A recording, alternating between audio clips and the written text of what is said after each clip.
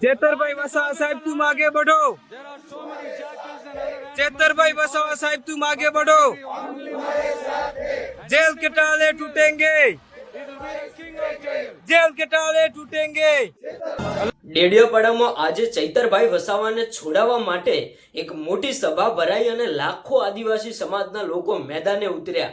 અત્યારે ભાઈ એક મોટા સમાચાર મળી રહ્યા છે કે તમે બધાએ જોયું કે ચૈતરભાઈ વસાવાને જે 7 વર્ષની સજા ફટકારવામાં આવી એના બાદ ભાઈ આજે 2 જુલાઈ ડેડિયાપાડાની અંદર ચૈતરભાઈ વસાવાના સમર્થનમાં અને એમને જેલમાંથી છોડાવવા માટે એક મોટી સભાનું આયોજન રાખેલું હતું અને ઘણા બધા લોકો અહીંયા પધાર્યા છે।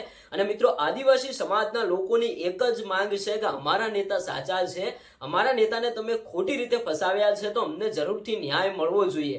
આજે ભાઈ ચૈતરભાઈ વસાવાના સપોર્ટમાં લાખો લોકો આવી ગયા। તમે વિચાર કરો કે ચૈતરભાઈ વસાવાએ પોતાની જનતા માટે કેવા કેવા સારા સારા કામ કર્યા હશે।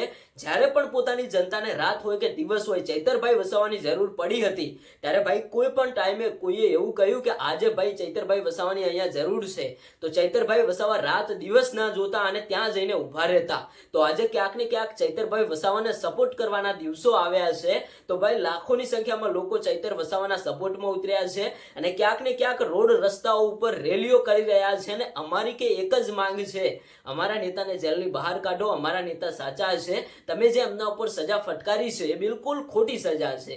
હવે કેમ ભાઈ અત્યારે હાલ સમાજના લોકો એવું કહી રહ્યા છે કારણ કે ચૈતરભાઈ વસાવા 2023 ની અંદર એવો ગુનો કર્યો હતો કે આદિવાસી સમાજના હક અને અધિકાર માટે લડત લડતા હતા। એ વચ્ચે ક્યાંક ને ક્યાંક ફોરેસ્ટ અધિકારી જોડે નાના મોટી બબાલ થાય છે, હાથાપાઈ થાય છે, એમાંથી ક્યાંક ને ક્યાંક ચૈતર વસાવા ગુસ્સે ભરાઈને હવામાં ફાયરિંગ કરે છે। આ એમનો એક ગુનો છે। આના કારણે જ ક્યાંક ને ક્યાંક એમને અત્યારે હાલ 7 વર્ષની સજા ફટકારવામાં આવી છે।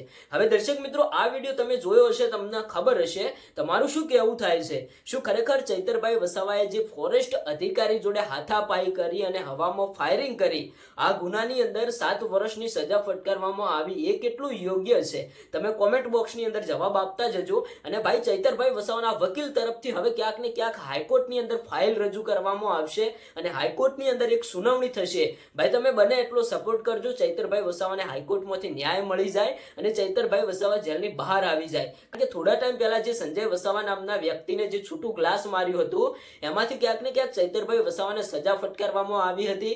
પછી ભાઈ ચૈતરભાઈ વસાવાનો કેસ હાઈકોર્ટ સુધી પહોંચ્યો અને ચૈતરભાઈ વસાવાના જે વકીલો છે એમને એક સરકારી કાયદા પ્રમાણે લડત ચાલુ રાખી અને હાઈકોર્ટમાંથી એમને ન્યાય મળી ગયો। તમારું શું કહેવું થાય છે કે ચૈતરભાઈ વસાવાને આ કેસની અંદર હાઈકોર્ટમાંથી ન્યાય મળશે કે કેમ?